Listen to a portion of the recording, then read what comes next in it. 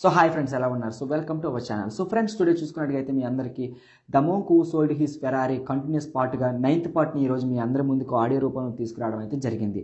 So friends, topic start చేయబోయే ముందు నాది ఒక స్మాల్ రిక్వెస్ట్ ఏంటి అని చూసుకున్నట్టుగైతే, మొట్టమొదటిసారిగా నా ఛానల్ విజిట్ చేసినట్టుగైతే మాత్రం సబ్స్క్రైబ్ చేసుకోండి. అదేవిధంగా పక్కనే ఉన్న బెల్ ఐకాన్ని ప్రెస్ చేయడం ద్వారా నా ఇటువంటి తెలుగు లేటెస్ట్ ఆడియో బుక్స్ని ముందుగానే పొందగలుగుతారు. సో ఇంకా ఎటువంటి ఆలోచన చేయకుండా ఈరోజు టాపిక్ అయితే స్టార్ట్ చేసేద్దాం. So let's start our today topic. 11వ అధ్యాయం. నీ అతి విలువైన వస్తువు.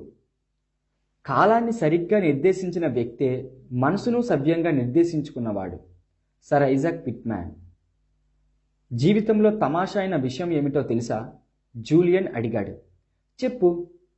జనానికి తమకేం కావాలో దాన్ని ఎలా సాధించాలో తెలిసేసరికి ఆలస్యమైపోయి ఉంటుంది. యవ్వనానికే గనుక తెలుసుంటే, వయసే కనుక సహకరిస్తే అన్న సామెత నిజంగానే నిజం. రామన్ యోగి కథలోని స్టాప్ వాచ్ దీనికే సంకేతమా? అవును. 9 అడుగుల 900 పౌండ్ల సుమోయోధుడు తోటలో ఎవరో వదిలి వెళ్ళిన స్టాప్ వాచ్పై కాలు పెట్టి జారతాడు అని గుర్తు చేశాడు జూలియన్. నేనెలా మరువగలను? నవ్వుతూ అన్నాను. రామన్ యోగి చెప్పిన కథలోని విషయాలు జూలియన్కు జ్ఞానమయ జీవితానికి అవసరమైన ప్రాచీన తాత్వికతను తెలియపరిచి, అతనికి అందులోని విషయాలు మరుపుకు రాకుండా గుర్తు చేసే సంకేతాలను పొందుపరిచాయని నేను అప్పటికే గ్రహించాను. నాకు కూడా అదే అనుభవం కలుగుతోంది. ఓ న్యాయవాది గారికి ఉండే సహజమైన సహజతత్వం. నువ్వు చెప్పింది నిజమే. నా గురువు మొదట ఈ కథ చెప్పినప్పుడు నువ్వు అనుమానించినట్టే ఈయనేం చెబుతున్నాడు అని ఆశ్చర్యపోయాను. కానీ ఇందులోని 7 విషయాలు, తోట, సుమోయోధుడు, గులాబీలు, వజ్రాల తోవ అన్నీ శివనలో నాకు లభించిన జ్ఞానాన్ని గుర్తు చేసే జ్ఞాపికలు. తోట నాలో ఉత్తేజకరమైన ఆలోచనలపై దృష్టి నిలిపే శక్తినిచ్చింది. లైట్ హౌస్ జీవిత లక్ష్యం, లక్ష్యం కలిగిన జీవితం ఉండడం అనేది గుర్తు చేసింది. సుమోయోధుడు ఆత్మజ్ఞానంపై నా శ్రద్ధను గుర్తు చేశాడు. పింక్ కేబుల్ సంకల్ప బలం శక్తిని నాకు గుర్తు చేసింది. ఈ కథను గుర్తు చేసుకోకుండా నాకు ఒక్క రోజు కూడా గడవదు. మరి స్టాప్ వాచ్ దేనికి ప్రతీక? మనకున్న అతి విలువైన సరుకు కాలానికి. మరి సానుకూల దృక్పథం, లక్ష్య సాధన, ఆత్మనియంత్రణ అనేవి విలువైనవి కాదా? అవన్నీ కాలం లేకుండా వ్యర్థాలే. నేను శివన ఆశ్రమాన్ని నా ఇల్లుగా భావించిన 6 నెలలకు దివ్య అనే ఒక యోగిని నా గదిలోకి వచ్చింది. ఆమె నల్లటి పొడుగాటి శిరోజాలు కలిగి చాలా అందంగా ఉంది. ఆమె వచ్చి తీయని స్వరంలో మాట్లాడుతూ, తను అక్కడి యోగుల్లోకెల్లా వయసులో చిన్నదని, రామన్ యోగి ఆదేశంపై నా వద్దకు వచ్చానని, రామన్ యోగి నన్ను తన అత్యుత్తమ విద్యార్థిగా పేర్కొన్నాడని చెప్పింది. బహుశా గత జీవితంలో ఎక్కువ బాధను అనుభవించడం వల్ల కావచ్చు. నువ్వు నిండు హృదయంతో మా జ్ఞానాన్ని స్వీకరించావు. అందరిలోకి చిన్నదానిగా నన్ను నీకు ఒక కానుక ఇవ్వమని ఆదేశించారు. ఇది మేమందరం నీ మీద గౌరవంతో ఇస్తున్నది. నువ్వు ఏ దశలోనూ మా సంప్రదాయాలను వెక్కిరించడం కానీ, దానిపై తీర్పులు చెప్పడం కానీ చెయ్యలేదు. కనుక నువ్వు మరికొన్ని వారాల్లో మమ్మల్ని వదిలి వెళ్తున్నప్పటికీ నిన్ను మాలో ఒకడిగానే పరిగణిస్తున్నాం. మేమింతవరకు బయటి వ్యక్తికి ఎవరికి నీకిస్తున్న కానుక ఇవ్వలేదు అంది. ఏమిటా కానుక? నేను అసహనంగా అడిగాను. దివ్య తన చేతి సంచిలోంచి ఒక వస్తువు తీసింది. ఒక రకమైన కాగితంలో అది చుట్టి ఉంది. వాళ్ళ దగ్గర అలాంటి వస్తువు ఉంటుందని నేను ఎన్నడూ ఊహించలేదు. గాజు ముక్కలతో, చందనం చెక్కతో చేసిన అతి చిన్న అవర్ గ్లాస్ అది. నా ముఖంలో భావాన్ని చూసి కాబోలు. దివ్యయోగులందరికీ ఈ కానుక చిన్నపిల్లలప్పుడే ఇచ్చారని చెప్పింది. మాకు ఏ ఆస్తులు లేవు, నిరాడంబర జీవితం గడుపుతాం. అయినా మాకు కాలగతి మీద గౌరవం ఉంది. ఈ అవర్ గ్లాసులు మాకు నిత్యం మేము మర్త్యులమని, జీవితం ముగిసేలోగా నిర్మాణాత్మకంగా సంపూర్ణంగా జీవించాలని మాకు గుర్తు చేస్తుంటాయి. అరే, హిమాలయాల్లో ఉండే ఈ యోగులు కాలాన్ని గుర్తుపెట్టుకున్నారా? వాళ్ళలో ప్రతి ఒక్కరికి కాలం విలువ తెలుసు. వాళ్ళలో కాలజ్ఞానం అన్నది చాలా ఉంది. ఇసుక రేణువుల్లా మన చేతుల్లోంచి జారిపోయిన కాలం తిరిగి రాదని నేను తెలుసుకున్నాను. చిన్నతనం నుంచే కాలాన్ని వివేకంతో ఉపయోగించుకున్న వారే నిర్మాణాత్మకమైన, సంతృప్తికరమైన జీవితాల్ని గడుపుతారు. కాల నియంత్రణే జీవిత నియంత్రణ అన్న సత్యాన్ని తెలుసుకోలేని వాళ్ళు తమ సంపూర్ణ సామర్థ్యాన్ని కూడా గుర్తించలేరు. కాలం అనేక సమస్యలను పరిష్కరిస్తుంది. మనం ఎంత గొప్ప వాళ్ళమైనా, ఏమీ లేని వాళ్ళమైనా, టెక్సాస్లో నివసించిన, టోక్యోలో నివసించిన, అందరికీ ఉన్నవి 24 గంటలే. అసాధారణ జీవనాన్ని గడిపే వారికి, గుంపులో గోవింద లాంటి వారికి ఉన్న తేడా వాళ్ళు కాలాన్ని ఉపయోగించుకునే విధానంలోనే ఉంది. మా నాన్న అంటూ ఉండేవాడు, ఎక్కువ బిజీగా ఉండే వాళ్ళకే ఇతరుల కోసం టైం ఉంటుందని. నువ్వేమంటావు? ఒప్పుకుంటాను. బిజీగా ఉండి ఉత్పాదకత ఎక్కువగా ఉన్నవారు సమయాన్ని చాలా సమర్థంగా ఉపయోగిస్తారు. లేకపోతే వాళ్ళు బతకలేరు. కాలాన్ని సరిగ్గా వినియోగించుకోవడం అంటే పని రాక్షసుల్ని కావాలని కాదు. నిజానికి కాలాన్ని అదుపులో ఉంచుకోవడం అంటే నీకు ఇష్టమైన పనులు చేయడానికి, నీకు అర్థవంతమైన విధులు నిర్వర్తించడానికి వ్యవధి దొరుకుతుందని అర్థం. అందుకే కాల నియంత్రణ జీవిత నియంత్రణకు దారితీస్తుంది. కాలాన్ని జాగ్రత్తగా చూసుకో, అది పోతే మళ్ళీ దొరకదు. నీకో ఉదాహరణ చెప్తాను. అది సోమవారం ఉదయం అనుకో. నీ దినచర్యలో ఎన్నో అపాయింట్మెంట్లు, సమావేశాలు, న్యాయస్థానం విధులు ఉన్నాయి. పొద్దున్న 6:30కు లేచి ఓ కప్పు కాఫీ మింగి పరుగున ఆఫీస్కు వెళ్ళి రోజల్లా ఒత్తిడిలో గడుపుతావు. అలా కాక ముందు రోజు రాత్రి ఒక 15 నిమిషాలు నీ రోజును ప్లాన్ చేసుకోవడంలో గడిపావనుకో. లేదా ఆదివారం ఉదయం 1 గంట ఆ వారమంతా నువ్వు చేయవలసిన ప్రణాళిక వేసుకున్నావనుకో.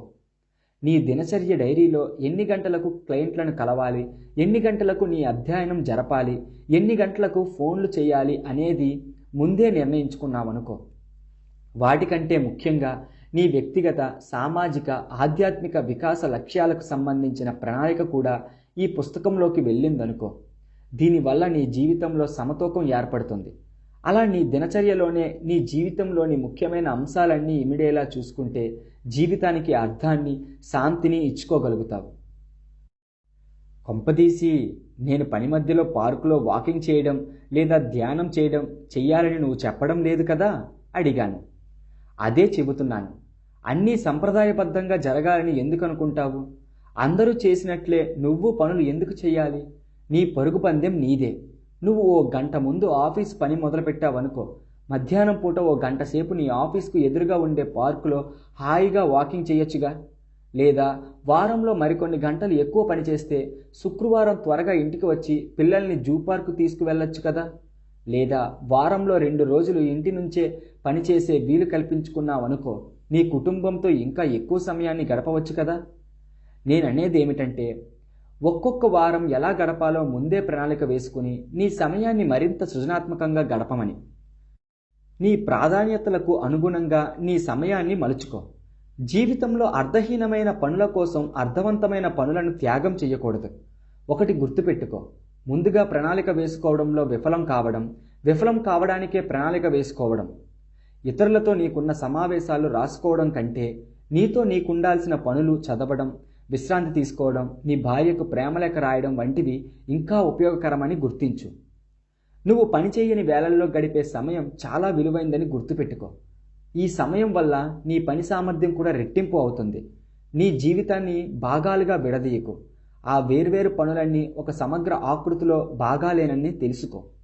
నువ్వు ఇంట్లో ఎలా ప్రవర్తిస్తావనేది ఆఫీసులో ఇతరుల పట్ల ప్రవర్తించే తీరును ప్రభావితం చేస్తుంది.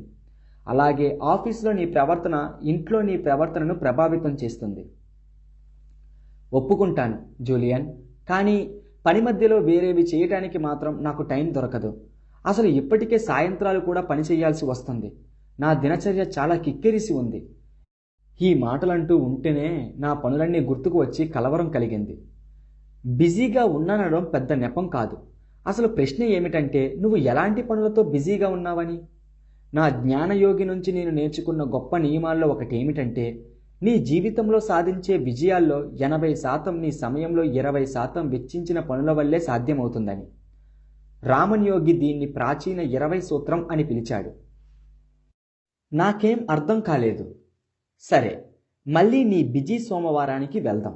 ఉదయం నుంచి నువ్వు క్లయింట్లతో ఫోన్లో మాట్లాడడం, లీగల్ పత్రాలు రాయడం, నీ చిన్న పిల్లాడికి కథ చెప్పి నిద్రపుచ్చటం, నీ భార్యతో చదరంగం ఆడడం వంటి పనులు చేశావనుకుందాం, సరేనా? సరే, నువ్వు చేసే ఈ అనేక రకాల పనుల్లో 20% మాత్రమే శాశ్వతమైన మంచి ఫలితాలనిస్తాయి. 20% మాత్రమే నీ జీవన ప్రమాణాన్ని పెంచుతాయి. వీటినే అత్యధిక ప్రభావం కల కార్యకలాపాలని అంటాం. ఉదాహరణకు 10 ఏళ్ల తర్వాత నువ్వు ఇప్పుడు గంటల కొద్దీ వాటర్ కూలర్ దగ్గర చెప్పుకున్న అనవసర విషయాలు పొగచుట్టిన భోజన గదిలో మాట్లాడిన కబుర్లు, టెలివిజన్ ముందు గడిపిన సమయం ఏ మాత్రమైనా పనికి వస్తాయని నువ్వు అనుకుంటున్నావా? లేదు. అది సంగతి. ఆ రకంగా చూస్తే ఉపయోగపడే కార్యకలాపాలంటూ వేరేగా ఉంటాయని ఒప్పుకుంటావు. అంటే నా చట్ట పరిజ్ఞానం పెంచుకోవటం, నా క్లయింట్లతో అనుబంధం పెంచుకోవటం, మరింత సమర్థుడైన న్యాయవాదిగా తయారవడం వంటివా? అవును. అలాగే నీ పిల్లలతోనూ, జెన్నీతోనూ నీ అనుబంధాన్ని పటిష్టం చేసుకోవడం కూడా. ప్రకృతిలో కాలం గడిపి నీకు ప్రకృతి ఇచ్చిన వాటికి కృతజ్ఞత ప్రకటించుకోవడం, నీ మనసును, శరీరాన్ని, ఆత్మను ఎప్పటికప్పుడు కొత్త శక్తితో నింపుకోవడం. ఇవన్నీ అత్యధిక ప్రభావం గల కార్యకలాపాలు. ఇలా పనికి వచ్చే కార్యాలపైన సమయాన్ని వెచ్చించు. జ్ఞానవంతులంటే తమ జీవితాల్లోని ప్రాధాన్యతలు తెలిసిన వాళ్ళు. కాల నియంత్రణ రహస్యం ఇదే. రామన్ యోగి ఇవన్నీ నీకు నేర్పాడా? నేను జీవితానికే విద్యార్థిని జాన్. రామన్ యోగి నిజంగానే అద్భుతమైన గురువు. ఆయన నేను ఎన్నటికీ మరువలేను. కానీ నేను నా వైవిధ్యభరితమైన అనుభవాల నుంచి నేర్చుకున్న పాఠాలన్నీ ఒక్కసారి ప్రహేళికలలో కలిసి ఇంకా మెరుగైన జీవితానికి దారి చూపించాయి. నువ్వు నా గత అనుభవాల నుంచి నేర్చుకుంటావని ఆశిస్తున్నాను. కొందరు ఇతరులు చేసిన తప్పుల నుంచి నేర్చుకుంటారు. వాళ్ళు వివేకవంతులు. మరికొందరు స్వీయ అనుభవాల నుంచే నేర్చుకోవాలని అనుకుంటారు. అలాంటి వారు అనవసరంగా బాధ, నిస్పృహలను అనుభవిస్తారు. నేను కాలాన్ని ఉపయోగించడం మీద నా న్యాయవాది హోదాలో అనేక సదస్సుల్లో పాల్గొన్నాను. కానీ జూలియన్ ఇవాళ కాల నియంత్రణ గురించి చెప్పిన విషయాలు నాకు ఇదివరకు ఎవ్వరూ చెప్పలేదు. కాల నియంత్రణ అన్నది ఆఫీసు పని ఉన్నంత వరకు పాటించి ఆఫీస్తోనే ముగించేది కాదు. అదొక సమగ్ర జీవన విధానం. సక్రమంగా ఉపయోగిస్తే నా జీవితంలోని అన్ని పార్శ్వాలను మరింత సమతుల్యంగా, సంతృప్తికరంగా మలచగల విధానం. దీన్ని పాటించడం వల్ల నేను మరింత సమర్థవంతంగా పనిచేయడమే కాదు, మరింత ఆనందంగా కూడా ఉండగలననే తెలుసుకున్నాను. అంటే జీవితం అన్నది ఒక దట్టమైన మాంసం ముక్క లాంటిది. ఆ ముక్కలో కొవ్వు పదార్థాన్ని మాంసం నుంచి వేరు చేస్తేనే నీ సమయాన్ని నీ అదుపులో పెట్టుకోగలవు. బాగా చెప్పావు. నీకు విషయం అర్థమవుతుంది. శాకాహారిగా నేను వేరే ఉపమానం చెప్తునేమో కానీ నీ ఉదాహరణ మాత్రం చాలా చక్కగా సరిపోయింది. నీ సమయాన్ని మాంసం మీదే కేంద్రీకరిస్తే ఆ కొవ్వు పదార్థం మీద దాన్ని వ్యర్థం చెయ్యవు. ఈ క్షణం నుంచే నీ జీవితం సాధారణం నుంచి అసాధారణం వైపుకు ప్రయాణించడం ప్రారంభిస్తుంది. ఈ క్షణం నుంచే కార్యసిద్ధి ప్రారంభమవుతుంది. జ్ఞాన దేవాలయం తలుపులు తెరుచుకోవడం మొదలవుతుంది అన్నాడు జూలియన్. ఇప్పుడు ఇంకో విషయానికి వద్దాం. నీ సమయాన్ని ఇతరులు వ్యర్థం చేసుకోకుండా చూసుకో. కాలచోరుల పట్ల అప్రమత్తంగా ఉండు. నువ్వు రాత్రి పిల్లల్ని నిద్రపుచ్చి నీకిష్టమైన కుర్చీలో విశ్రాంతిగా కూర్చొని నీకిష్టమైన థ్రిల్లర్ నవల చదువుదామనుకున్నా ఉండగా నీకు ఫోన్ చేసే వాళ్ళు, నువ్వు ఆఫీసులో బిజీ పనుల మధ్య ఒక్క క్షణం ఆలోచించుకుందామని అనుకుంటూ ఉండగా పనేమీ లేకుండా వచ్చి నీ ముందు కూర్చునేవాళ్ళు. ఇదేదో పరిచయం ఉన్న అనుభవంలానే ఉంది కదూ? అవును, ఎప్పట్లా ఇది కూడా నిజమే చెప్పావు. అమర్యాదగా ఉంటుందని వాళ్ళని వెళ్ళమనలేను. నా తలుపులు మూసుకోలేను. ఒప్పుకున్నాను. నీ టైం విషయంలో మాత్రం నిర్దాక్షిణ్యంగా ఉండాలి. లేదు, కాదు అనడం నేర్చుకో. చిన్న చిన్న వాటికి లేదు అనడం వల్ల పెద్ద పెద్ద అవకాశాలకు అవును అనే శక్తి వస్తుంది. ఒక పెద్ద కేసు విషయంలో ఆలోచించుకోవాలనుకో, కొన్ని గంటల సేపు నీ గది తలుపులు మూసేసుకో. నేను చెప్పింది గుర్తుపెట్టుకో. నీ ఫోన్ మోగినప్పుడల్లా తీయకు.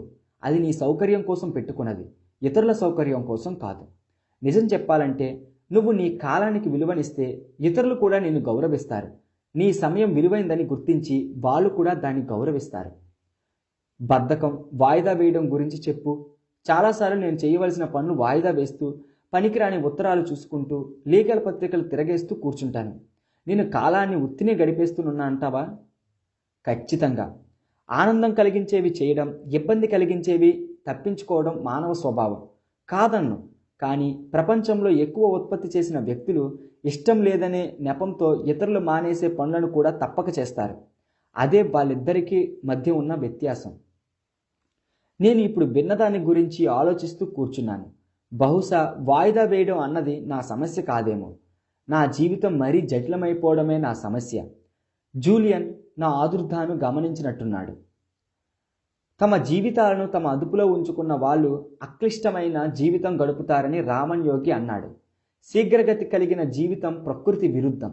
నిర్దిష్టమైన లక్ష్యాలు పెట్టుకోవడం, వాటి కోసం పనిచేయటం, అవసరమైన మేము చెప్పినా అందుకోసం మనశ్శాంతి కోల్పోమని మాత్రం మేము కూడా అనం. నేను తెలుసుకున్న వివేకంలో ఈ అంశమే నన్ను ఎక్కువగా ఆకట్టుకుంది. అది నా ఉత్పాదకతను తగ్గించకుండానే నా ఆధ్యాత్మిక ఆకాంక్షలను కూడా తీర్చింది. జూలియన్తో నా మనసులోని ప్రతి మాట చెప్పుకోవాలనిపించింది. నువ్వు నాతో ఎప్పుడూ నిజాయితీగా నిర్మోహమాటంగా ఉన్నావు కనుక నేను నీతో అలాగే ఉంటాను. మరింత సంతృప్తి కోసం నా వృత్తిని, నా ఇంటిని, నా కారును వదిలేసుకోవటానికి నేను సిద్ధంగా లేను. నేను సంపాదించుకున్న భౌతిక సంపద అంటే నాకు చాలా ఇష్టం. మనిద్దరం కలుసుకున్న క్షణం నుంచి నేను పడిన కష్టానికి ఇవి ప్రతిఫలాలు. కానీ నాలో ఒక విధమైన శూన్యం చోటు చేసుకుంది. నిజంగానే చెప్తున్నాను. లా చదువుతున్నప్పుడు నేను కన్న కలలు నీతో చెప్పాను. ఈ జీవితంలో నేను సాధించాల్సింది ఎంతో ఉంది. నాకు అప్పుడే 40 ఏళ్ళు వస్తున్నాయి. ఇప్పటి వరకు నేను ఈఫిల్ టవర్ కానీ గ్రాండ్ కాన్యన్ కానీ చూడలేదు. ఎప్పుడూ ఎడారిలో నడవలేదు. చక్కని వేసవి రోజున నిశ్చల సరస్సులో ఈ పడవపై ప్రయాణించలేదు. ఒక్కరోజు కూడా బూట్లు విప్పి పార్కులో నడుస్తూ పిల్లల నవ్వులు, కుక్క మొరగడాలు వినలేదు. కనీసం మంచు కురిసిన తర్వాత వినవచ్చే సన్నని శబ్దాలు వింటూ ఒక్కసారి వాకింగ్ వెళ్ళలేదు. అయితే నీ జీవితాన్ని ఇంకా సులభం చేసుకో, జూలియన్ సానుభూతితో అన్నాడు. నీ జీవితంలోని ప్రతి అంశానికి ప్రాచీన నిరాడంబర ధార్మిక విధిని వర్తింపజేయు. అలా చేసినప్పుడే నువ్విప్పుడు చెప్పినవన్నీ అనుభవించగలుగుతావు. మనం చేతులారా చేసుకునే విషాదాల్లోకెల్లా ఘోరమైంది జీవించడాన్ని వాయిదా వేయడం. ఈ ప్రపంచంలో ఎక్కువ మంది ఎక్కడో భూమి ఆకాశాలు ఏకమయ్యే చోట కనిపించే మాంత్రిక గులాబీ తోట కోసం అర్రులు జాస్తారు. పెరట్లో పెరుగుతున్న తోటను విస్మరించి ఎంత విషాదం. ఏవైనా సలహాలిస్తావా? అవి మాత్రం నీ ఊహకే వదిలేస్తాను. నేను యోగా దగ్గర నేర్చుకున్న ఎన్నో వ్యూహాలను నీతో పంచుకున్నాను. వాటిని అమలు చేసే ధైర్యమే నీకుంటే అద్భుతాలను అందిస్తాయి. ఓ మరోటి, నా జీవితం అలాగే నిశ్చలంగా నిరాడంబరంగా ఉండటానికి నేను చేసే మరో పని చెప్పడం మరిచాను. ఏమిటది? మధ్యాహ్నం పూట కాసేపు కునుకు తీస్తాను. అది నా శక్తిని, ఉత్సాహాన్ని, యవ్వనాన్ని పోకుండా కాపాడుతుంది. ఒక రకంగా నాకు ఆ సుందరమైన నిద్ర అవసరమని నువ్వన్నా సరే. జూలియన్ నవ్వాడు. నీ గొప్ప లక్షణాల్లో సౌందర్యం ఎప్పుడూ ఉన్నట్లు నాకు గుర్తులేదు. నీలో మాత్రం హాస్యస్ఫూర్తి మొదటి నుంచి ఉంది. అందుకు నేను మెచ్చుకోవాల్సిందే. నవ్వుకున్న శక్తిని ఎప్పుడూ గుర్తుపెట్టుకో. జీవితంలోని ఒత్తిడులకు, సంఘర్షణలకు సంగీతంలా ఇది కూడా గొప్ప మందు. రామన్ యోగి దీని గురించి బాగా చెప్పాడు. నవ్వు నీ మనసును తెరిచి ఆత్మను అనునయిస్తుంది. ఎవ్వరం ఎప్పటికీ మనల్ని చూసి మనం నవ్వుకోలేనంత సీరియస్గా జీవితాన్ని తీసుకోకూడదు. కాలం అనే విషయంపై జూలియన్ మరో చివరి వివరణ ఇచ్చాడు. ఇంకా ముఖ్యమైనది ఏమిటంటే, నీకేదో 500 ఏళ్ళు ఆయుష్ ఉన్నట్టు ప్రవర్తించకు. దివ్య నాకు ఆ అవర్ గ్లాస్ తెచ్చి ఇచ్చినప్పుడు ఎప్పటికీ మరవలేని మాట ఒకటి చెప్పింది. ఏమని చెప్పింది? చెట్టు నాటడానికి అత్యుత్తమైన సమయం 40 ఏళ్ల కిందట. రెండో ఉత్తమ సమయం ఈరోజు. కనుక రోజులో ఒక్క నిమిషం కూడా వ్యర్థం చెయ్యకు. నువ్వు మంచాన పడితే ఎలా చేస్తావో అలా చెయ్యు. ఇదేంటి కొత్త మాట వాడావు? అదిరిపడి అడిగాను. జీవితాన్ని కొత్త రకంగా దర్శించడామన్న మాట. ఈరోజే నీ జీవితం ఆఖరి రోజు అనుకున్నావనుకో, దాన్ని సంపూర్ణంగా జీవిస్తావు. ఇదేదో మనస్సు వికలం చేసేదిలా ఉంది. చావు గుర్తొస్తుంది. నిజానికి ఇది జీవితానికి సంబంధించిన తత్వం. నేను చెప్పినట్టు మంచాన పడ్డ మనస్తత్వం అలవర్చుకున్నావనుకో, ప్రతిరోజు ఆఖరి రోజైనట్లు ప్రవర్తిస్తావు. రోజు నిద్ర లేవగానే ఈ ప్రశ్న వేసుకున్నావనుకో, ఈ రోజే నా ఆఖరి రోజైతే ఏం చేస్తాను? దాని ప్రకారం నీ కుటుంబ సభ్యులతో, నీ సహోద్యోగులతో, అపరిచితులతో ఎలా ప్రవర్తించాలో అనుకో. ప్రతి క్షణాన్ని అత్యంత ఉపయోగకరంగా, ఉత్సాహంగా గడపాలని అనుకుంటావు. ఈ మంచాన పడ్డ మనస్తత్వం ఒక్కటే చాలు నీ జీవితాన్ని మార్చేయడానికి. నీ రోజులను ఉత్సాహంతో, శక్తితో నింపుతుంది. అంతకు పూర్వం వాయిదా వేస్తూ వస్తున్న అర్థవంతమైన పనులపై దృష్టిని సారిస్తావు. నీ జీవితాన్ని సంక్షిప్తం చేసిన అల్పమైన విషయాలపై సమయం వ్యర్థం చేయడం మానేస్తావు. జూలియన్ కొనసాగించాడు. ఇంకా ఎక్కువ చేయడానికి, ఇంకా ఎక్కువ అనుభవించడానికి నిన్ను నువ్వు సమాయత్తం చేసుకో. నీ కలల విస్తరణకు అనుగుణంగా నీ శక్తిని సిద్ధం చేసుకో. అవును, కలలని ఎప్పుడూ విస్తరిస్తూ ఉండాలి. నీ మనసనే కోటలో అనంతమైన సామర్థ్యాన్ని ఉంచుకుని నలుగురితో నారాయణలా బతుకు. నీ శక్తిని మహత్తర స్థాయికి తీసుకోగల ధైర్యం తెచ్చుకో. అది నీ జన్మ హక్కు. చాలా ఉత్తేజకరంగా ఉంది. ఇంకా చెప్పనా, చాలా మందిలోని నిస్పృహను వదిలించే చిన్న మందు ఉంది. నా కప్పు ఇంకా ఖాళీగానే ఉంది, మృదువుగా అన్నాను. వైఫల్యం అనేది నీకు జరగనే జరగదనుకో. విజయం నీదే. నీ లక్ష్యాలను సాధించలేనేమో నన్న అనుమానాలను పారదోలే. అవి భౌతికంగా గాని ఆధ్యాత్మికంగా గాని ధైర్యంగా ఉండు. నీ ఊహలకు కళ్ళెం వేయకు. నీ గతానికి బందీ కాకు. నీ భవిష్యత్తుకు నిర్మాతగా ఉండు. నీలో పూర్తి మార్పు వస్తుంది. నగరం మేలుకోసాగింది. పూర్తిగా తెల్లవారింది. నా వయస్సుకు అతీతుడైన మిత్రుల్లో రాత్రంతా బుద్ధిమంతుడైన విద్యార్థితో తన జ్ఞానాన్ని పంచుకుంటూ గడిపిన అలసట తాలూకు చిహ్నం కొంచెం కనిపించింది. జూలియన్ దారుఢ్యానికి, శక్తికి, అవధుల్లేని ఉత్సాహానికి నేను నిర్ఘాంతపోయాను. ఇక రామన్ యోగి మాంత్రిక కథ చివరికి వచ్చేశాం. అంటే నేను నిన్ను విడిచి వెళ్లే సమయం ఆసన్నమైంది. ఇంకా చేయాల్సిన పనులు, మాట్లాడాల్సిన మనుషులు ఉన్నారు. జూలియన్ నెమ్మదిగా అన్నాడు. నీ భాగస్వాములకు నువ్వు తిరిగి వచ్చావని చెప్తావా? కుతూహలం ఆపుకోలేక అడిగాను. చెప్పనేమో. వాళ్ళెరిగిన జూలియన్ మాంటెల్ కంటే నేను చాలా వేరుగా ఉన్నాను. అప్పటిలో ఆలోచించలేను. అప్పటి దుస్తులు ధరించలేను. అప్పటి పనులు చెయ్యలేను. నాలో మౌలికమైన మార్పు వచ్చింది. వాళ్ళు అసలు నన్ను గుర్తుపట్టరు. నువ్వు నిజంగానే కొత్త మనిషివి అన్నాను. ఒక్కసారి ఈ శివన దుస్తుల్లో ఉన్న యోగి తన ఎర్రని ఫెరారీ కారులో కూర్చునే దృశ్యాన్ని ఊహించుకుంటే నవ్వాగింది కాదు. కొత్త ప్రాణిని అంటే ఇంకా సరిగ్గా సరిపోతుందేమో అన్నాడు జూలియన్. ఆ రెండింటికి తేడా నాకేం కనిపించడం లేదు అన్నాను.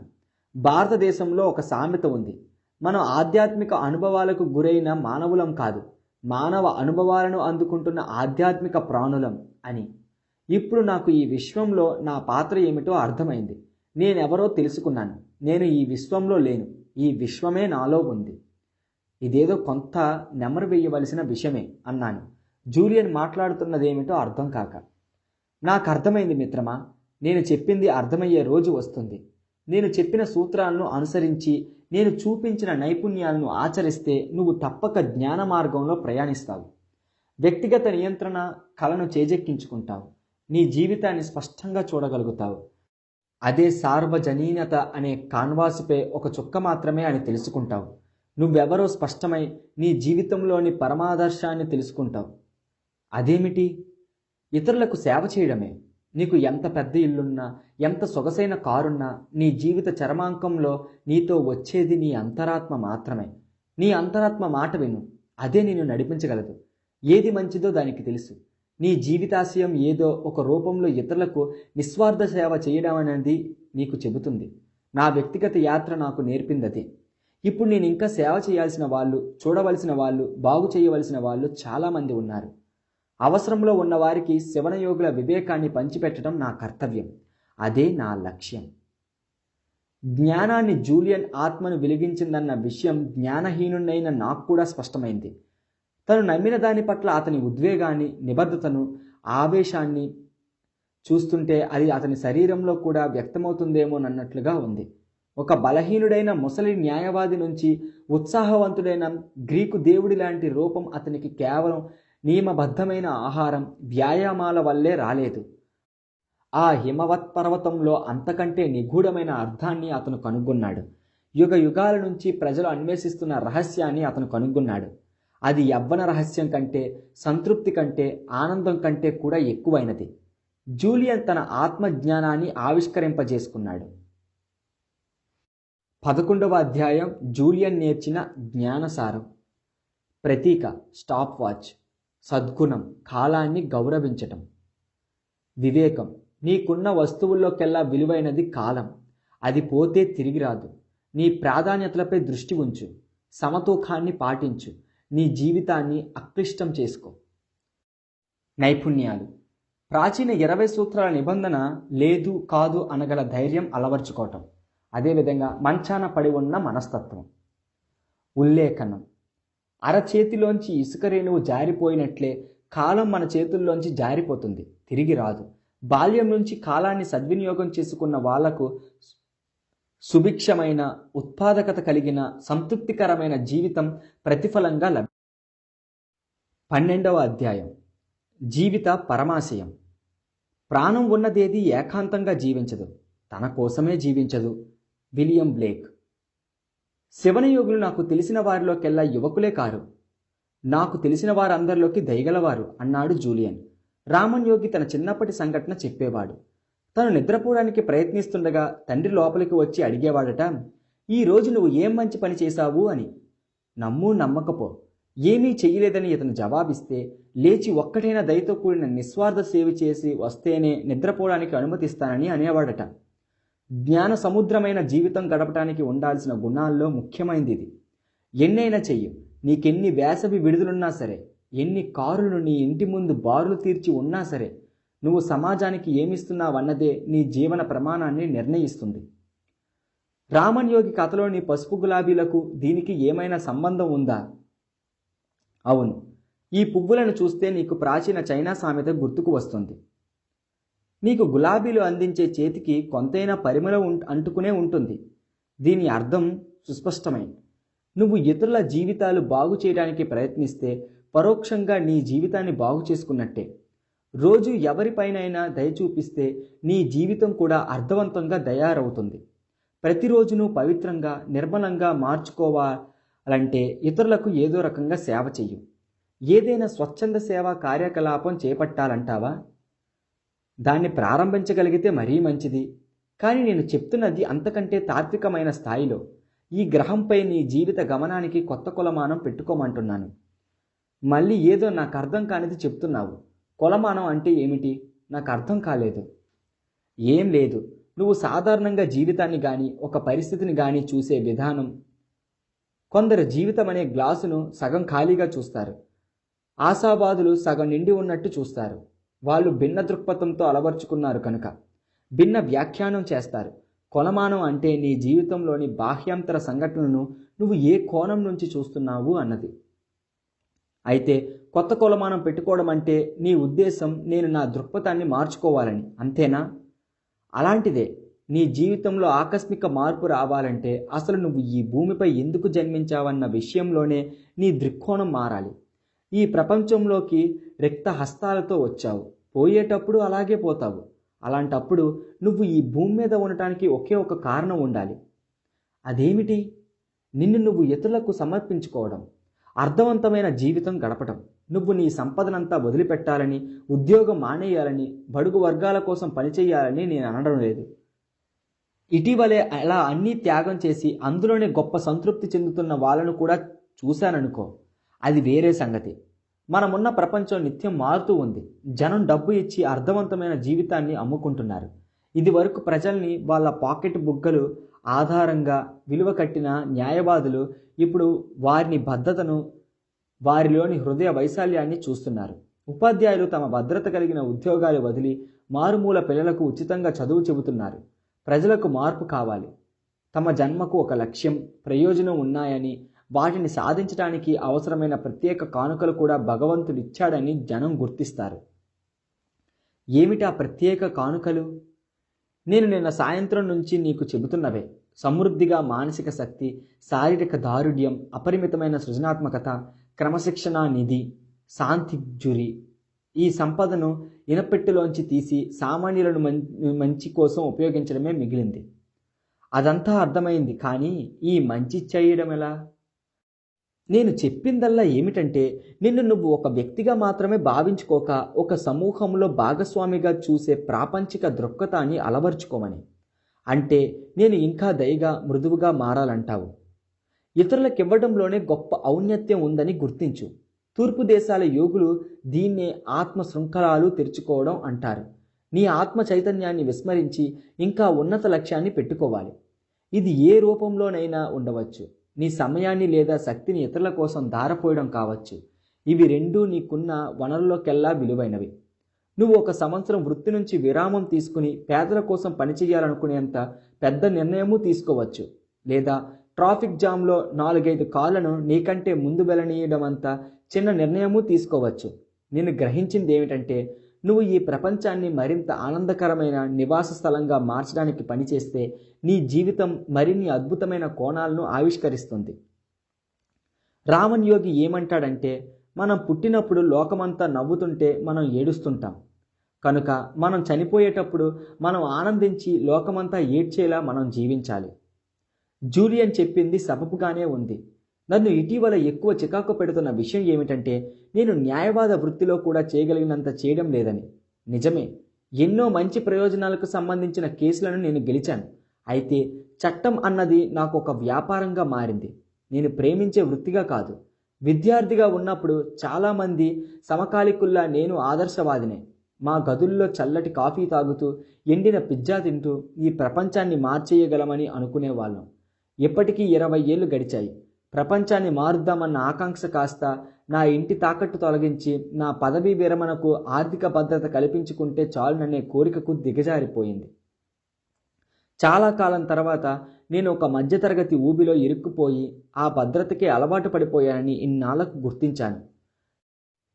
నీకొక పాత కథ చెప్తానుండు, జూలియన్ అన్నాడు. ఒక బలహీనురాలైన స్త్రీ ఉండేది. ఆమె భర్త చనిపోయాడు. తన కొడుకు, కోడలు, మనవరాలితో ఉండటానికి వెళ్ళింది. రోజురోజుకు ఆమె చూపు, వినికిడి తగ్గిపోయాయి.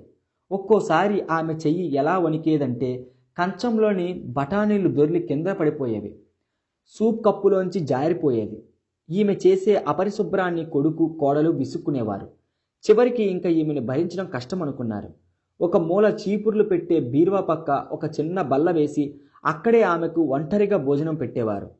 ఆమె తింటున్నంతసేపు వాళ్ళకేసి నీళ్లు నిండిన కళ్ళతో చూసేది. కానీ ఏ స్పూనో ఫోర్కో కింద పడేస్తే తిట్టడానికి వల్ల తప్ప వాళ్ళెవ్వరూ ఆమెతో మాట్లాడేవారు కాదు. ఒకరోజు రాత్రి భోజనానికి కూర్చునే ముందు మనమరాలు బిల్డింగ్ బ్లాక్తో ఇల్లు కట్టుకుంటుంది. తండ్రి ఏం కడుతున్నావు అని అడిగాడు. నేను పెద్దయ్యాక నీకు అమ్మకు మూలాన కూర్చుని తినడానికి టేబుల్ తయారు చేస్తున్నాను అని జవాబిచ్చింది ఆ పాప.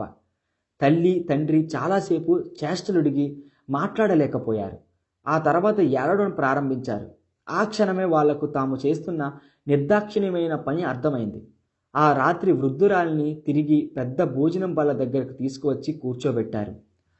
ఆనాటి నుంచి ఆమె అన్ని పూట్ల వాళ్లతో కలిసి భోంచేసేది. ఆమె పళ్ళెంలోంచి ఓ మెతుకు కింద పడ్డా, ఫోర్కు జారిపడ్డా ఎవ్వరూ ఏమీ అనుకునేవారు కాదు. ఈ కథలో తల్లిదండ్రులు దుర్మార్గులని అనలేం. వాళ్ళలో ఉన్న కనికరం, దయ వెల్లుపలికి రావటానికి ఓ చిన్న కాంతి పుంజం వాళ్లకు అవసరమైంది, అంతే. దయ, రోజు ఒకటైన కనికరంతో కూడిన చర్య జీవితాన్ని చాలా సంపన్నం చేస్తాయి. ప్రతిరోజు ఉదయం కాసేపు ఆ రోజు నువ్వు ఇతరుల కోసం చేయగలిగిన దాని గురించి ఆలోచించు.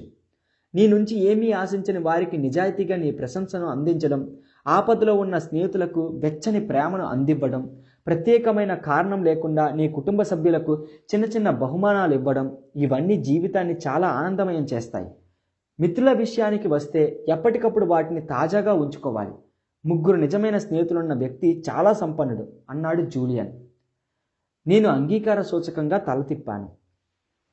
మిత్రులు జీవితానికి హాస్యాన్ని, అద్భుతాన్ని, సౌందర్యాన్ని జతపరుస్తారు. చిరకాల మిత్రుడితో మనసారా నవ్వగలటం కంటే మధుర క్షణాలు చాలా తక్కువ ఉంటాయి. నువ్వు మరీ అహంభావం ప్రకటిస్తున్నప్పుడు నిన్ను వినయపదంలోకి తీసుకువెళ్లే వాళ్ళు మిత్రులు. నిన్ను నువ్వు మరీ సీరియస్గా తీసుకుంటున్నప్పుడు నిన్ను నువ్వేలా చేయగలిగిన వాళ్ళు మిత్రులు.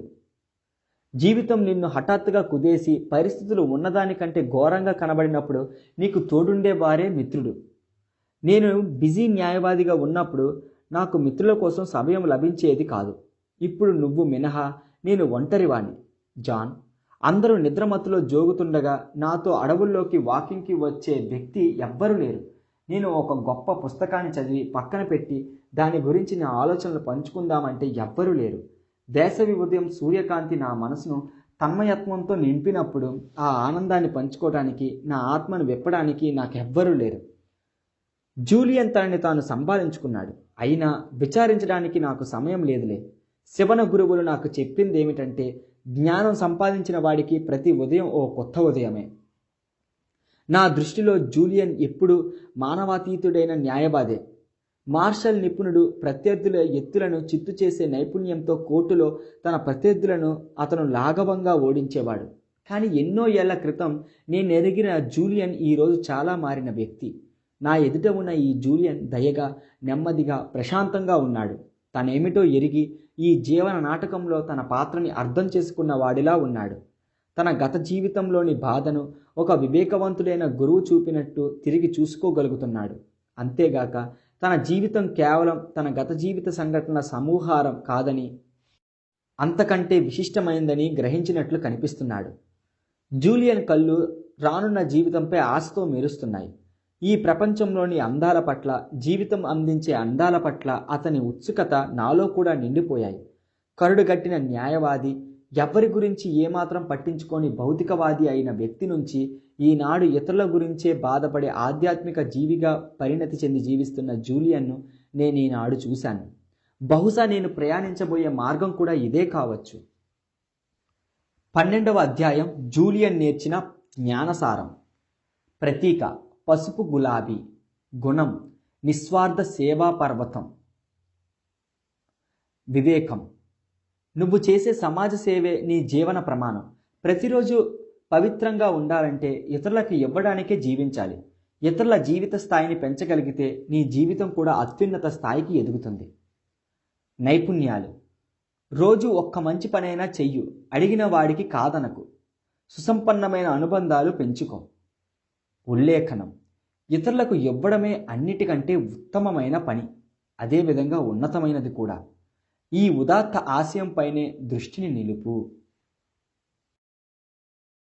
So that's it for today friends. I hope మీ అందరికీ పుస్తకం నచ్చింది అనుకుంటున్నాను. ఐ హోప్ మీ అందరికీ పుస్తకం నచ్చినట్టుగా మాత్రం ఖచ్చితంగా లైక్ అయితే చేయండి. అదేవిధంగా షేర్ కూడా మీ ఫ్రెండ్స్కి, ఫ్యామిలీస్కి షేర్ చేసి నాకు మరింత ప్రోత్సాహాన్ని ఇవ్వండి. నేను మరిన్ని మంచి ఆడియో పుస్తకాలతో మీ ముందుకు వస్తాను. అదేవిధంగా దీని గురించి ఒక చిన్న మాటలో కింద కమెంట్ సెక్షన్లో కమెంట్ చేయడం అయితే మర్చిపోవద్దు. సో మళ్ళీ వచ్చే చివరి పార్ట్, ఈ పుస్తకం ఇక్కడితో కాకుండా ఇంకొక పార్ట్ అనేది బ్యాలెన్స్ ఉంది. సో ఆ పార్ట్ నుండి ఈ పుస్తకం అయితే కంప్లీట్ చేయడం జరుగుతుంది. సో చివరి పార్ట్లో మళ్ళీ వచ్చి కలుసుకుందాం. అంతవరకు సెలవు. Bye bye. జై హింద్.